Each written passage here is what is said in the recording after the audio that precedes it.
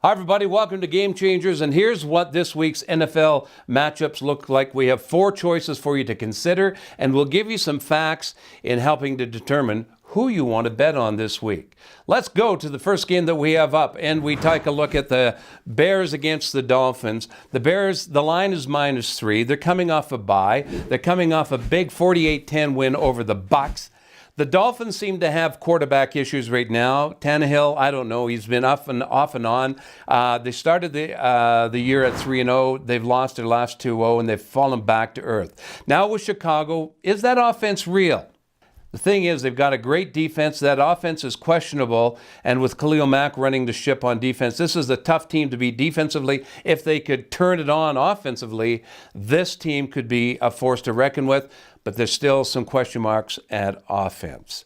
The next game we have goes over to London. It's the annual London game. Some coaches love it, some hate it. Pete Carroll says, hey, it's like a bowl game.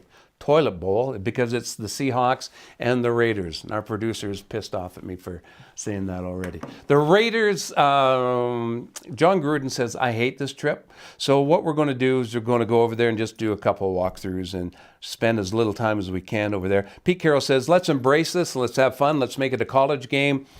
And really, when you look at it, the line is -3 for the Seahawks. He's going to Seahawks, who are sitting at 2-2 and coming off a heartbreaking loss to the Los Angeles Rams. And anytime you have Russell Wilson, he's very explosive. You cannot ignore that guy. Their defense isn't, of course, the same as it was in the Legion of Boom days. I still think they're a little old and a little entitled. Raiders, on the other hand, a bit of a mess. Offense is inconsistent. Defense, they can't stop anything. So Seahawks seem to be a safe bet in this one. The Raiders, sitting at 1-4, need some kind of a miracle to turn this season around. The next game we have, the undefeated Rams taking on Denver. What happened to the Denver defense? It has disappeared. This is a team that was solid on defense all the time. The Rams can play on both sides of the ball. Goff throwing up with some weapons that he's got, an unstoppable offense, and that defense hits you cold right in your tracks. Now with Denver, the advantage they have, the cold weather is rolling in, and Denver at home, since 2012, sit at 39-12 at home. That's the 3rd best in the NFL record. So yeah, maybe the cold weather and maybe the snow that they're about to get will slow down that high-powered Rams offense. Case Keenum, on the other hand, for the Denver Broncos, he's really struggled.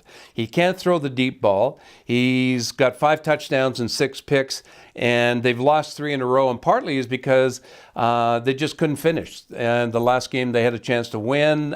He just did not finish like we thought he could.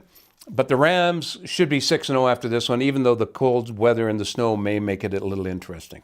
Next, we have the Ravens taking on Tennessee. The Ravens' defense is as good as it gets in the NFL right now. They score well when they're in the red zone. And Tucker, wow, what a place kicker. The best there is in the game right now. So if it ever comes down to a late game, look for that to happen. Here's one thing, though, going into the weekend. The NFL is rung true because the stats say 66% of the time the home team will win game. That's certainly been the case this year.